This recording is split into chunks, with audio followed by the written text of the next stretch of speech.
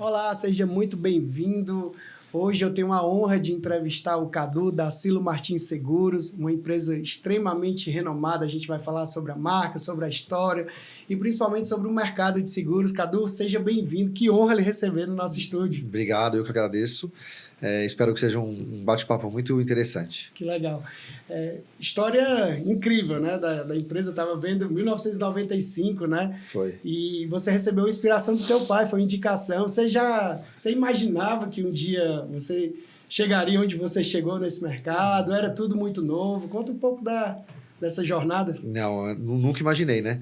Na verdade, eu estava fazendo faculdade na época, eu ia começar a fazer faculdade, e aí eu trabalhava numa loja de roupa, então os horários não iam bater mais para fazer faculdade, eu ia ficar um pouco desocupado durante o dia. E aí meu pai estava renovando os seguros da empresa dele, chegou um dia para mim e falou, por que você não vai trabalhar com seguro e tal?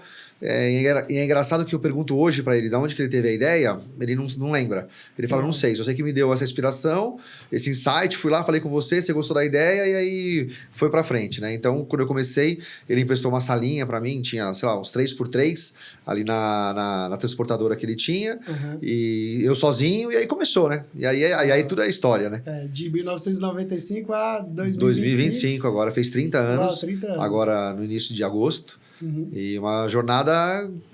Punk. E hoje de uma sala emprestada para sede própria, né? Muito hoje incrível. exatamente, uma diferença bem grande, né? Assim, lógico que a gente tenta manter tudo que deu certo no início. Sim. E ainda funciona para a empresa da forma, do tamanho que ela está, a gente tenta manter, né? Sim. Mas é questão de adaptação, né? Muda muita coisa, né? Sim. O mercado muda, o cliente muda, o nível de exigência, a expectativa, e a gente vai acompanhando e tentando ganhar do mercado. Perfeito. Né? E essa é, inclusive, a primeira pergunta. O que é que mudou de 1995 para 2025 nesse mercado, né? E eu sou empresário, tenho essa curiosidade também de entender como o mercado de seguros evoluiu também no âmbito das empresas, né? Você pode explicar um pouco para a gente? Lógico. Então, o mercado de seguros, tanto o mercado quanto o cliente, né, ele sofreu muitas mudanças de lá para cá, né? Então, assim, você pega um cliente hoje, ele é um cliente muito mais bem informado, Sim. muito mais exigente, né? Então, assim, ele consegue as informações que antigamente ele demoraria muito tempo para obter. Hoje ele vai e coloca no Google, ele coloca no ChatGPT, por exemplo, e hoje ele consegue essas informações de uma maneira muito mais rápida, né? E o mercado em si, tá sempre, a gente brinca, né? Tá sempre correndo atrás das necessidades, né? Dificilmente a gente desenvolve um seguro, né? Aparece algum seguro no mercado antes de gerar a demanda na sociedade, né? É muito difícil acontecer isso. Então, às vezes acontece, por exemplo, uma tragédia, às vezes acontecem algumas dificuldades que as pessoas vão tendo no dia a dia, até que alguém pensa, pô, isso aqui caberia um seguro para atender esse tipo de demanda, né? Então, e hoje a velocidade é muito rápida, né? Antigamente, o que você demorava, às vezes, dias, meses para saber o que aconteceu numa cidade ou determinado país, hoje você sabe em tempo real, né? Em tempo real. Então, assim, as seguradoras hoje, as corretoras, as resseguradoras, todas elas vêm se desenvolvendo de uma forma que elas conseguem entregar para o mercado, né? Muito mais rápido a resposta para aquele problema.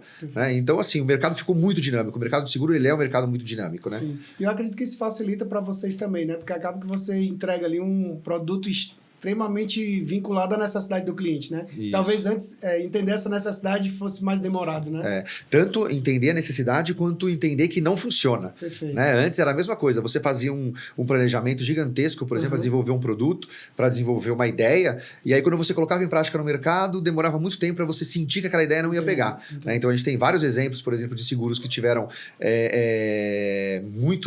como posso dizer, que estiveram na mídia dizendo como sendo a grande salvação de determinado setor e mas na prática não funcionou. Hoje, isso acontece muito mais rápido. Né? Você desenvolve, você entende a sua demanda de uma forma rápida e você entende que também não dá certo ou que precisa de algum ajuste também de uma forma muito rápida. O nosso mercado de seguros, ele é um mercado dinâmico porque a sociedade precisa daquilo. Né? Ela espera a resposta muito rápida. Não adianta, por exemplo, a gente entender que estão acontecendo diversos fatores hoje, né, que precisam de uma cobertura, que precisam de uma segurança e a gente ficar demorando para desenvolver. Né? Então, as mudanças, elas são muito rápidas. Perfeito.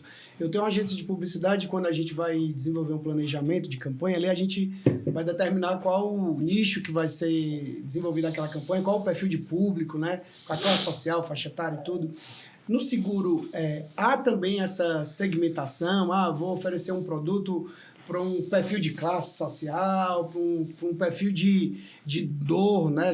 Na publicidade a gente chama de dor, mas talvez seja necessidade. Explica para a gente como funciona a distribuição desses serviços. Tá. Eu acho que funciona da mesma forma que o mercado todo, né? Lógico que pode ter algumas peculiaridades, mas funciona da mesma maneira. Eu acho que o cliente, por exemplo, vamos dizer o A, né, o público mais premium, eu acho que o nível de exigência dele em relação a atendimento, em relação a facilidades, a conveniência, ela é muito maior do que um público, por exemplo, classe C e D.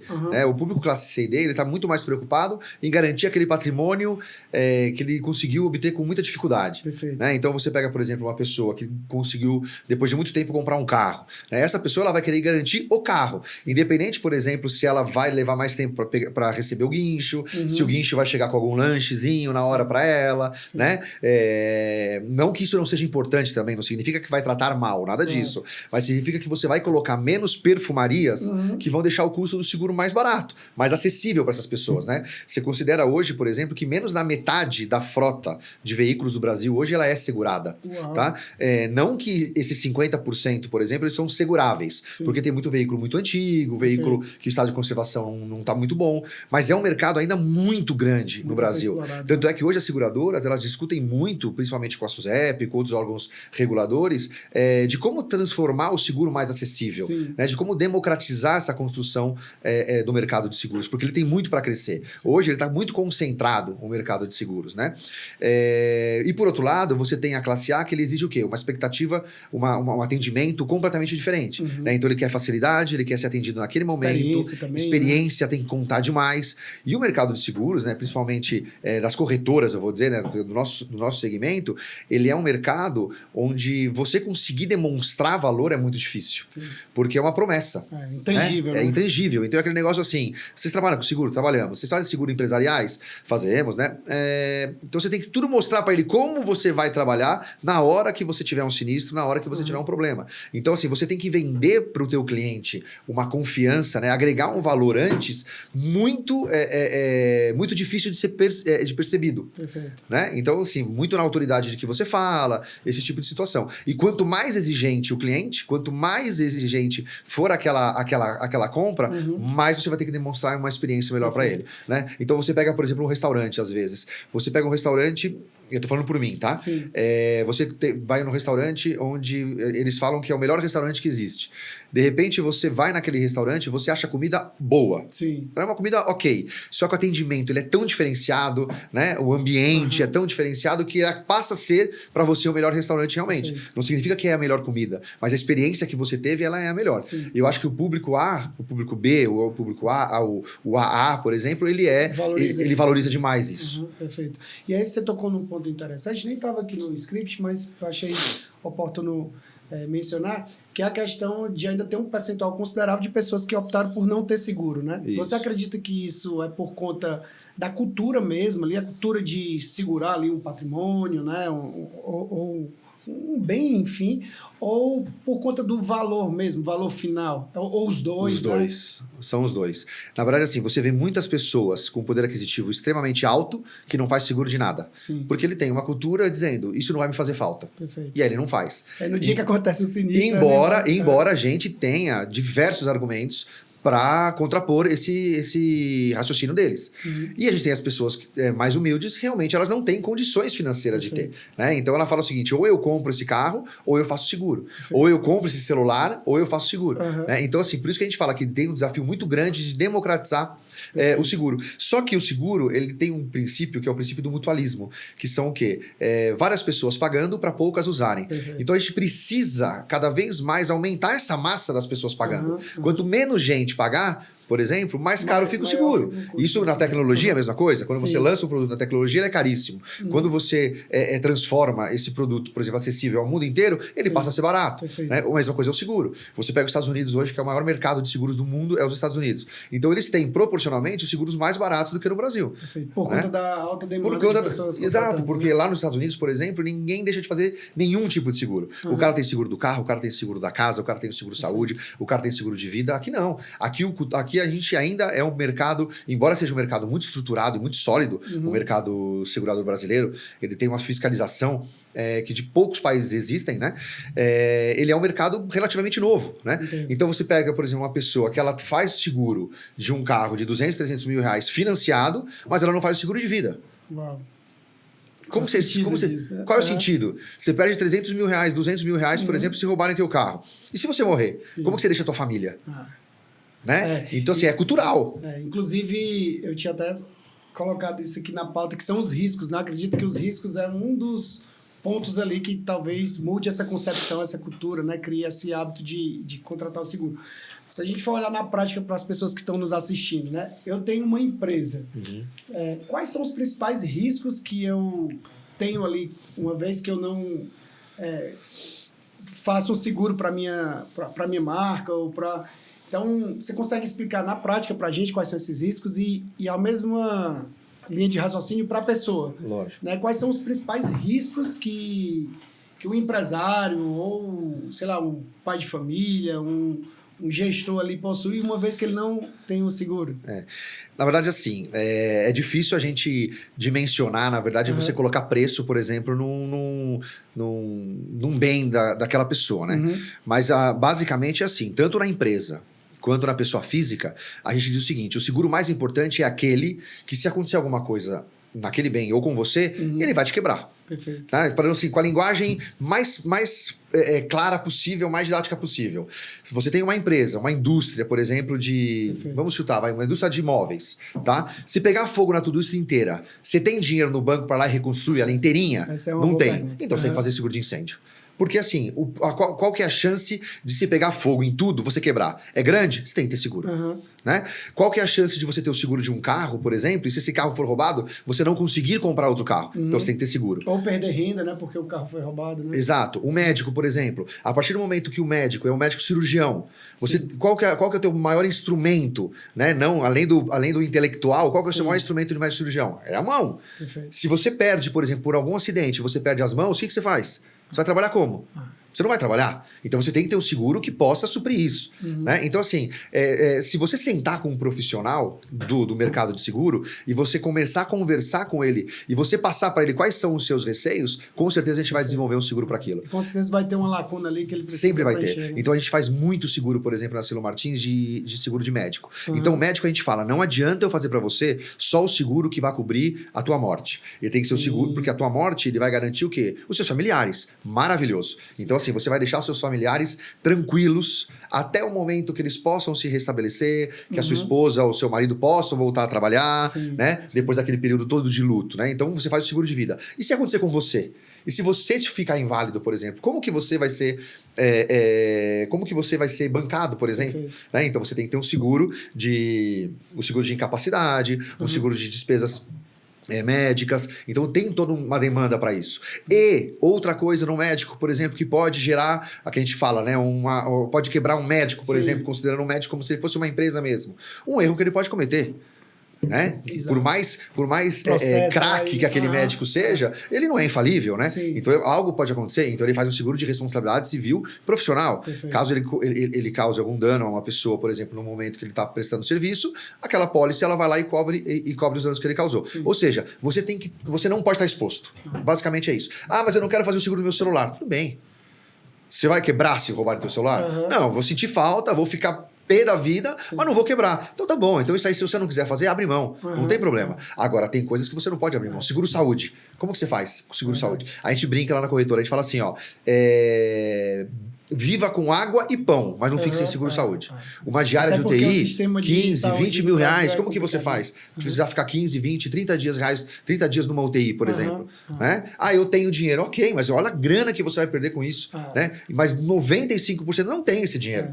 E mesmo tendo, a conta não fecha, né? Diante de uma internação, por exemplo, no UTI, né? Então não, com certeza não. Não é inteligente financeiramente você não ter um tipo de seguro. A gente tem falado muito, nos tempos atuais, de blindagem de patrimônio, né? Como funciona isso dentro da ótica do seu segmento? Você pode explicar para a gente, Lógico. por favor? Então, na verdade, isso que eu estou falando agora é mais ou menos uma blindagem patrimonial. A gente não gosta de usar esse termo porque ele ficou muito...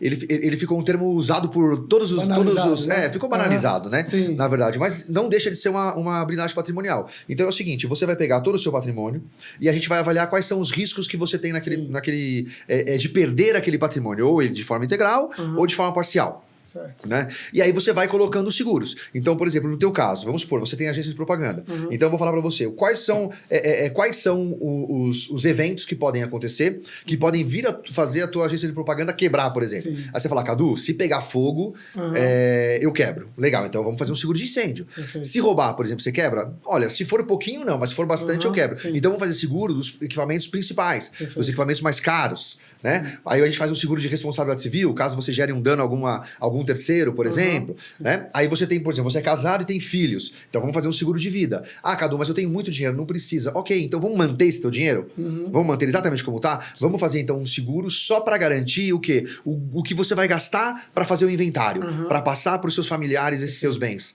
na hora da herança. Ah, entre 10, 15, 20%, a gente faz um seguro de 10, 15, 20%. Né? Então, assim, existe muita forma de você blindar esse patrimônio da pessoa. Para você, pelo menos, a função do seguro não é fazer você ganhar dinheiro, é fazer você manter o que você teve. Entendo. O seguro é isso. Né? Investimentos financeiros, banco, faz você ajudar você ganhar mais. Perfeito. O seguro não. O seguro é manter, no mínimo, o que você levou os anos para conquistar. Então, a gente faz o quê? A gente faz um trabalho para que você mantenha exatamente tudo como está. Acaba que esse trabalho também é um trabalho social, né? No sentido de cuidar da pessoa, né? De prever ali situações. E às vezes as pessoas não gostam nem de comentar sobre isso. Ah, mas isso não vai acontecer. Até acontecer. Ou até acontecer com alguém próximo. Exatamente. Por exemplo, na época da Covid, que foi uma época muito problemática para todo mundo, né? Eu, por exemplo, não gosto nem de lembrar daquela época. Sim. Eu vejo filme, por exemplo, que às vezes está passando alguma coisa relacionada à Covid, eu já nem gosto, porque é uma situação... foi algo que deu muito medo em todo mundo, né? Você não sabia o que ia acontecer, como seria o dia seguinte. Existe uma cláusula nos contratos de seguro de vida que ele fala que são riscos excluídos se a morte for decorrente de pandemia e epidemia. Uau. Mundo inteiro, tá? Isso não é Brasil, então não é aquele negócio pegadinha. Não é. Por quê? Porque isso é algo que quebra uma companhia. Concorda? Verdade. A seguradora, ela faz uma análise de risco pensando o seguinte: algumas pessoas vão morrer, muitas pessoas vão pagar, Sim. certo? E com isso a gente consegue equilibrar a carteira e conseguir pagar as indenizações para todos. Né? Quando você tem uma epidemia, uma pandemia, em vez de morrer 10, 15 pessoas naquele intervalo, que é o cálculo que a seguradora faz, o cálculo matemático que ela faz, morrem 1.000. Sim. Aí ela paga os 1.000, o que acontece? Ela quebra. Ou ela não consegue nem pagar. Né? Então são riscos excluídos. Na época, o risco foi tão grande que as seguradoras se juntaram, sentaram para conversar e falaram assim: não vamos excluir. Uau. E não excluíram. Eu acho que, se eu falar para você, das 20 maiores seguradoras, eu acho que teve uma ou duas seguradoras que não avisaram formalmente que iriam pagar, mas pagaram também. Uau. Entendeu? Eles não falaram por quê?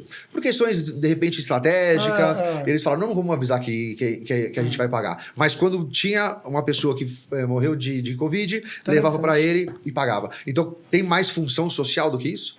O seguro tem uma função social gigantesca. Pode ver quantas pessoas, por exemplo, hoje estão passando por um perrengue gigantesco porque perderam algo, daqui uma semana já começa a se reconstruir com a ajuda do seguro. Então, eu acho que até também dá uma sensação de segurança no decorrer da vida, né? Porque a pessoa pensa assim, ó, eu trabalho mais tranquilo aqui, sou um médico, eu trabalho mais tranquilo que eu estou segurado. Então, essa mentalidade da segurança faz com que a pessoa também flua mais, né? Exato. Não é um custo. A gente fala que é um investimento. Né? Então, por exemplo, eu tenho 49 anos. Eu sei tudo que eu deveria fazer para ter uma saúde melhor. Perfeito. Eu faço? Não. Eu faço 60%. Então, eu vou à academia? Vou. Menos do que eu deveria, mas vou. Sim. Pratico esporte? Eu jogo tênis? Menos do que eu deveria. Então, você sabe o que você tem que fazer para manter a sua saúde em alta, por exemplo. O seguro, com o seu patrimônio, quando eu digo patrimônio, eu estou dizendo da sua vida financeira também. É a mesma coisa. Você sabe o que você tem que fazer. Você não é infalível. Então, por exemplo, por que a gente não come todos os dias 1 quilo de brigadeiro? Porque você sabe que faz mal. Não é isso? Você sabe que você pode ter uma diabetes gigantesca por causa disso. No seguro é a mesma coisa. Por que você tem um patrimônio gigante e você não vai fazer seguro? Você sabe o que vai acontecer lá na frente se algo acontecer com o seu patrimônio. Né? Então você tem que, de forma, lógico, de forma que você... Uma forma realista, né? Que você não adianta você ter um patrimônio de 10 e gastar 8 para segurar. Aí você fala, não, aí eu não quero. Aí eu prefiro correr o risco de perder esses 2 de diferença, entendeu? Mas o seguro não é assim. Né? O seguro você consegue fazer algo muito muito bem equilibrado, que você consiga garantir todos os riscos que você pode correr no teu dia a dia. Perfeito. E aí, entrando nessa linha aí do mercado premium, né? A gente percebe que cada vez mais esse perfil de consumidor, a gente até falou no início, né? Ele tem esse nível de exigência, essa atenção à experiência em si. Mas o que diferencia, né?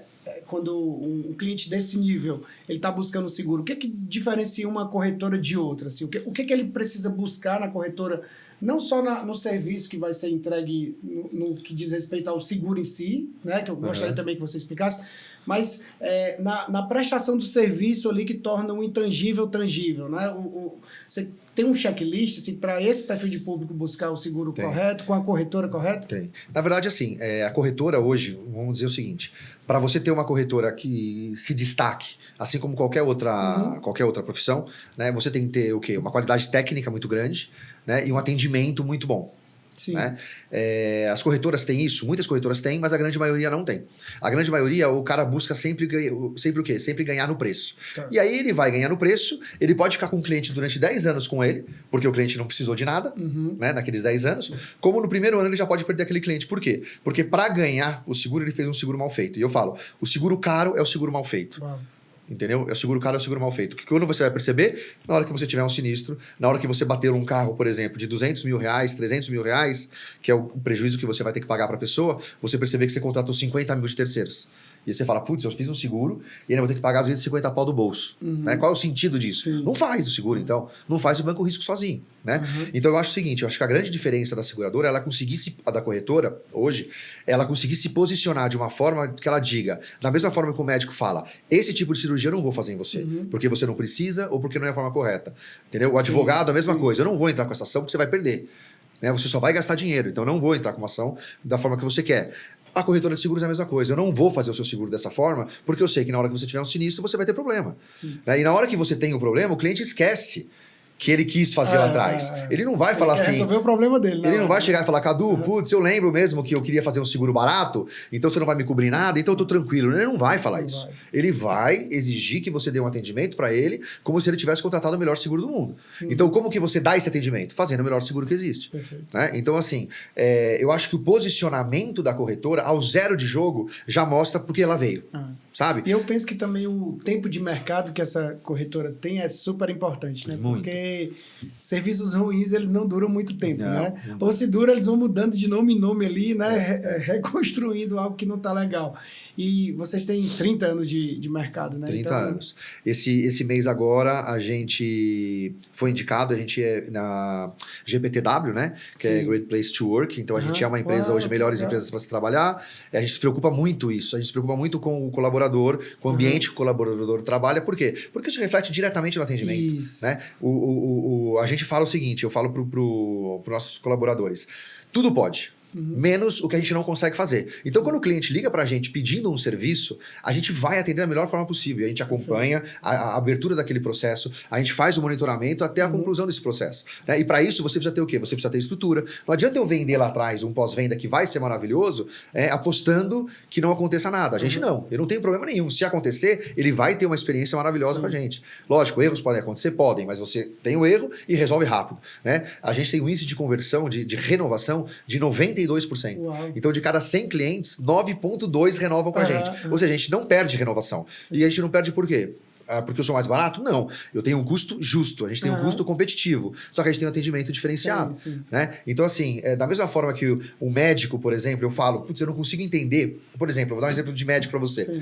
Eu não consigo entender como um médico, por exemplo, ele não tem um serviço que acompanha se o cliente fez o exame ou não. Sim. Então, por exemplo, eu vou no médico amanhã. Aí ele fala assim pra mim, endocrinologista, vamos fazer os exames clínicos aqui, faz o ultrassom da tireoide. Tá bom, faço. Ele fala, quando você me traz? Vamos marcar semana que vem? Vamos. Então faz os exames e me traz de volta.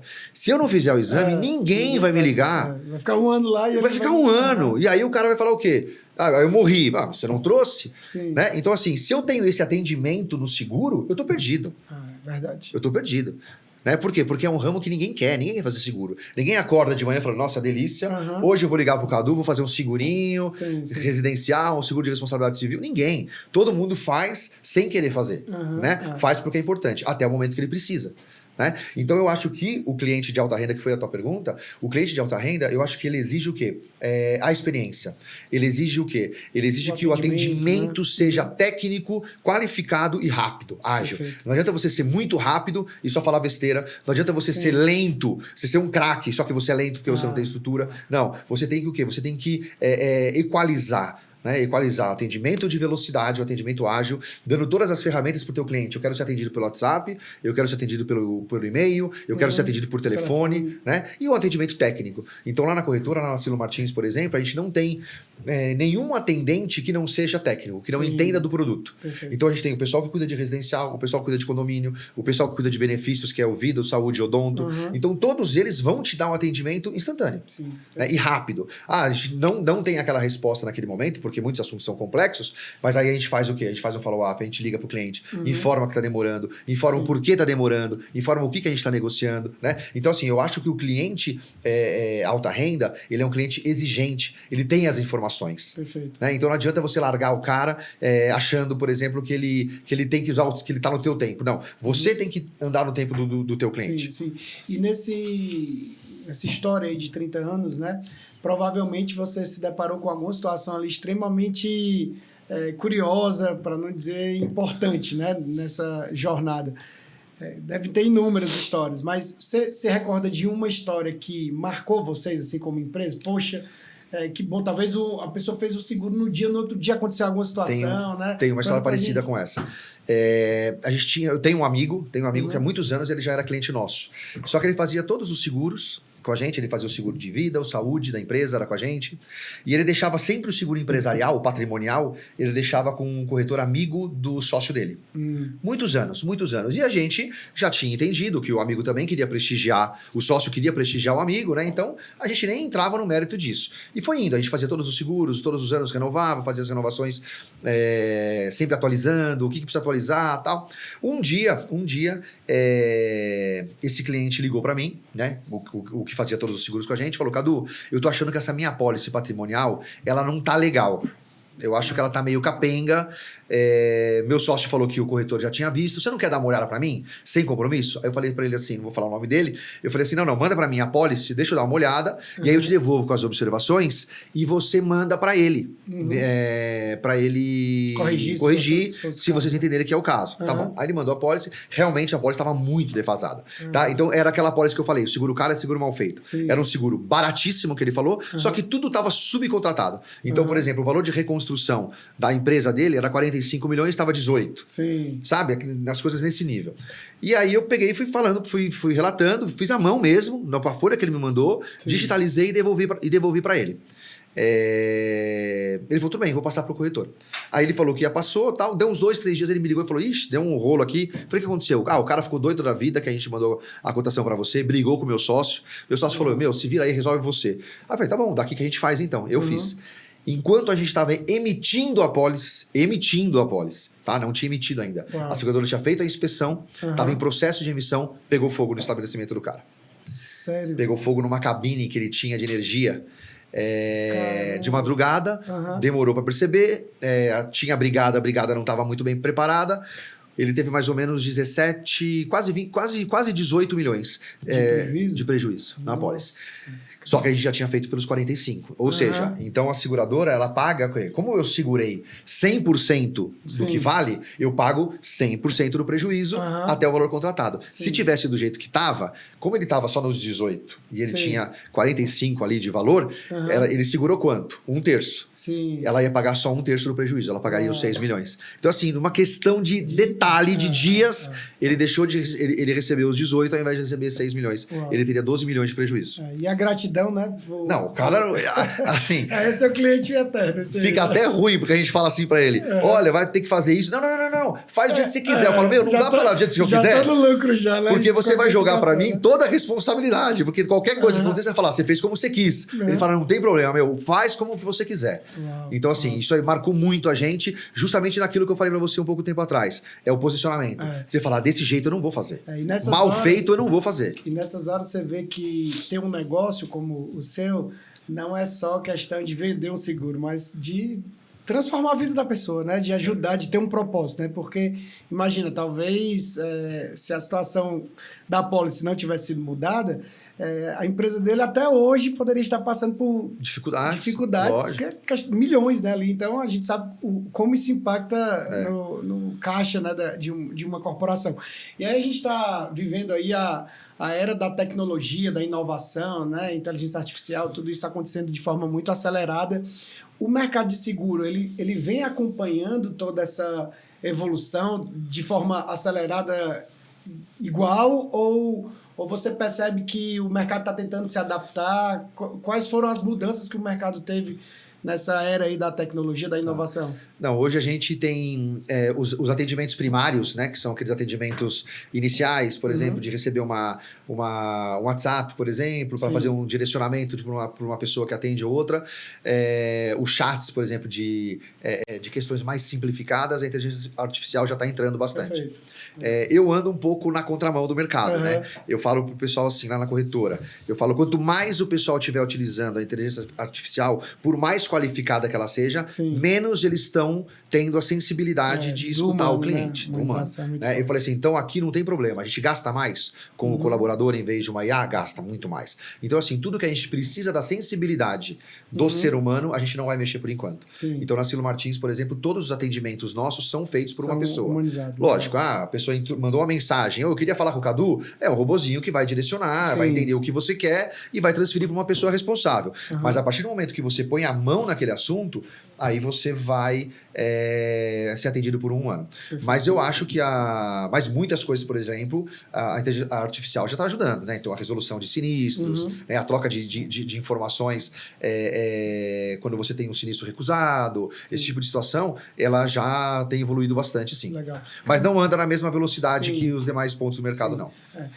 Cadu, tem algum produto que é o queridinho das empresas, assim, que é geral, né? Eu sei que cada empresa tem a sua particularidade, né? Mas existe um produto que vocês ofertam que é aquele produto extremamente necessário, que você pode olhar para quem está nos assistindo e falar assim, olha, isso aqui, se você for empresário, você não pode deixar de ter?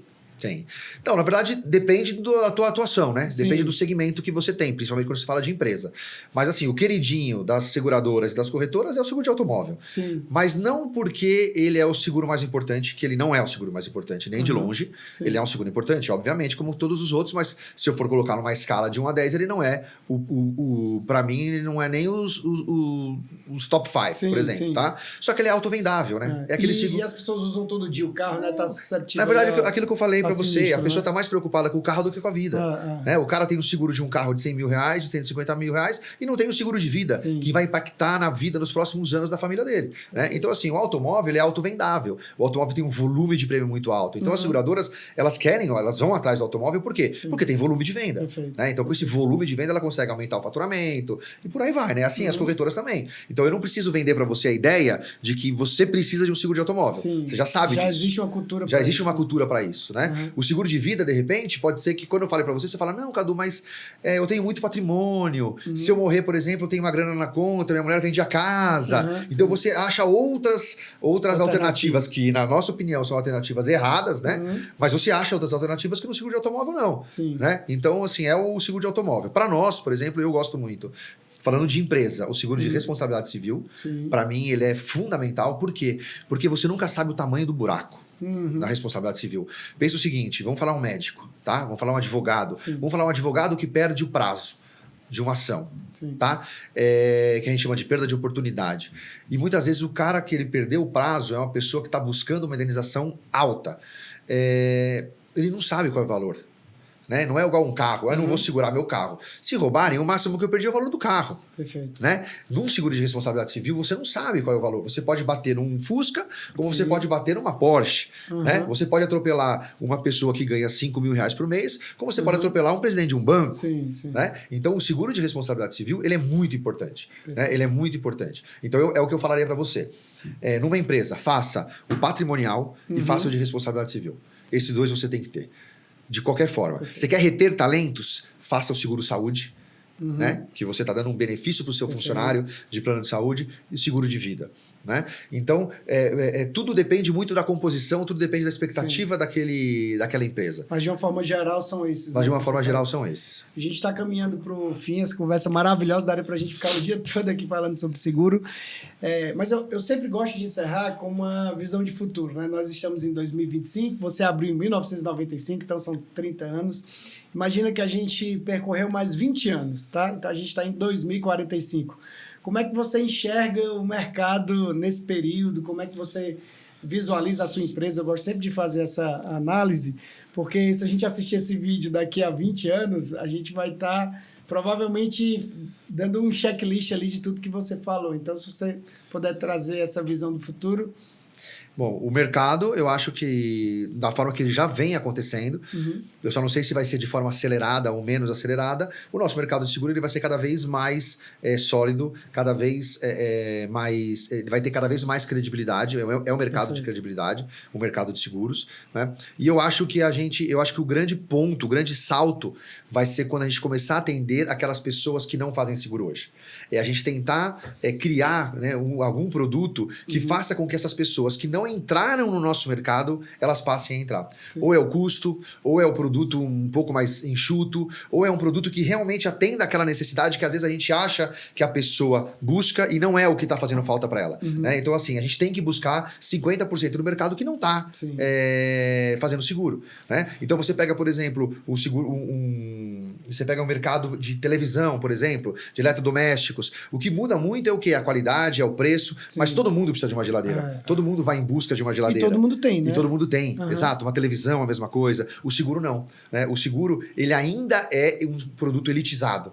Né? Quando eu falo elitizado, eu não estou falando de elitizado A, não. Mas eu tô falando nível cultural mesmo. Nível cultural, exato. O nível de entendimento. Que o seguro, ele é tão importante, quando você fala de uma aposentadoria, ele é tão importante quanto a sua própria previdência, de forma que você faz, seja ela pública ou seja ela privada. Entendeu? Então, eu acho que o mercado ele vai caminhando para isso até o momento que virar a chavinha, que ele vai conseguir desenvolver um produto onde seja acessível para todo mundo. Perfeito. Né? E para nós, na corretora, eu acho que o que eu espero é isso, é ganhar cada vez mais mercado com atendimento. Com um atendimento diferenciado. Hoje? Quase 5 mil clientes ativos a gente tem. Então, pelo menos uns 20 mil, né? Daqui para lá. Pelo menos uns 20 mil. E a gente fala que a gente tem uma visão que é em 2029 a gente ser a corretora mais desejada do Brasil. Não é nem a melhor, nem a maior. Será mais a desejada, aquela que você fala assim, de quem veio a proposta? Putz, veio da Silo? Pode fechar com esses caras. Sabe aquele negócio que você fala assim, tá dentro do meu orçamento? Pode fechar com esses caras que eu sei que eles são bons. É isso. Eu tive a honra de conversar com o Cadu, da Silo. Sua empresa, muito incrível, parabéns pela Silo Martins, que a sua empresa cresça cada vez mais, que você continue cumprindo o seu propósito, que vai além de vender um seguro, né, como você falou. Mas eu gostaria, Cadu, que olhando para essa câmera, você entregasse uma mensagem para quem está nos assistindo, né? Talvez, como aconteceu com esse seu amigo, né, que por conta de um insight ali que você teve, ele fez um trâmite ali e aquilo salvou a empresa dele, né? Talvez tenham pessoas agora nos assistindo que têm uma demanda, precisam resolver algo no que diz respeito ao seguro, mas que elas precisam só de uma mensagem ali de ânimo, né? Então, aqui eu não estou propondo um pitch de venda, tá?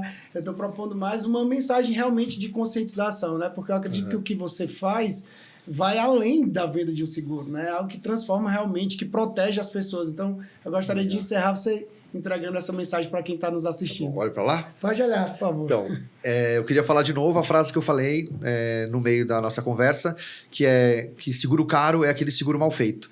Então, assim, de que você entenda exatamente qual que é a sua necessidade, que você entenda qual é a demanda do que você precisa e por que você precisa daquilo. Né? Então, se você precisa de um seguro para garantir um patrimônio que você levou anos, né, para construir, que você dê a importância para o que vai garantir esse patrimônio. Né? A garantia desse patrimônio, de que ele se mantenha vivo, né? Ele precisa ser de algo de um seguro muito bem feito. Tá? Não existe seguro caro, existe seguro mal feito. Perfeito. Eu tive a honra de conversar agora com o Cadu, da Silo Martins. Meu amigo, seja bem-vindo. Obrigado. Mais uma vez, volte sempre. E você que está nos assistindo, não esquece de curtir esse vídeo, compartilhar com o máximo de pessoas. Se você estiver no YouTube, se inscreve no canal também. Se estiver em outras plataformas, aproveita para compartilhar. Cadu, até a próxima. Obrigado, eu que agradeço. Volto sim, com certeza. E parabéns pela sua missão. Obrigado.